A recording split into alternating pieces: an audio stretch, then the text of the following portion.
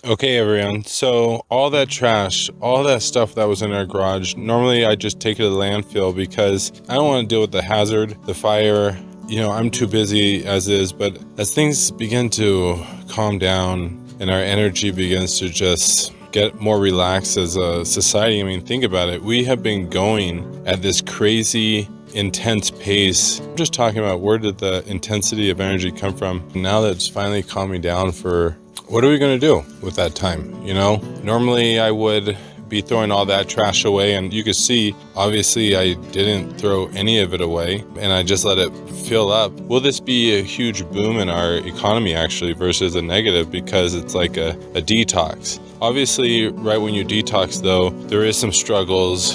You have some fatigue and you're a little weak, but when you come back, you're healthier. And obviously that's what's going to happen to us. But it's just, how fast will that happen? It's like, are we going to fight that detox? Just like how I did it, I just kept throwing shit into the garage. And finally now I've allowed it to just clear it out and finally had the time to properly process it into fire, and had a good time with the family, friends. They all came over, had a good time through this whole corona issue, got work done. And then what's cool about this is that I'm able to take all this ash, which is potash. I'm actually going to save all this potash, pick it up tomorrow and throw it into my garden and prepare it, because that's the point of this whole process, right? For Perfect Gardens is we help you grow. And this year, if we're going to help you grow, we are going to show you what you need to do. And I'm not saying what you should do, but we're just showing you what I'm doing to create a perfect grow this year. And I'm getting my whole family on board, my kids, and making everyone helpful. I'm detoxing my house. I'm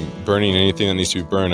Instead of throwing it away to a landfill and giving that responsibility away, I'm taking ownership of my trash and I am finding value out of it. And that's, in many layers, the United States has just been taking the trash and throwing it away in the whole world through consumerism, and just saying, hey, I can get a new TV, why fix this one? Let's just get a new one and throw this one away. We're gonna have to take our trash and find value out of it. I say this to a lot of people. Sometimes you have to let a business burn down and find that one golden nugget out of the business burning down. And over time, let's say 10 years, 20 years, you might look at your life as being a failure because you have a whole bunch of businesses that have burned down. Although if you're a wise man or a wise woman, I would encourage you to take what was good out of each of those, the golden nugget, whether it was a person, a network, a resource, whatever it was, and combine it, because your masterpiece ends up coming 20 years later and bringing it all together, because the other people didn't see it. They just let the business burn down. You saw the value, that little golden nugget, put it on your shelf, you valued it, you were authentic to it, and over time it collected into something extremely valuable. So I really hope that's what we end up doing, and this year as a society, I hope that's what we do. And this year I'm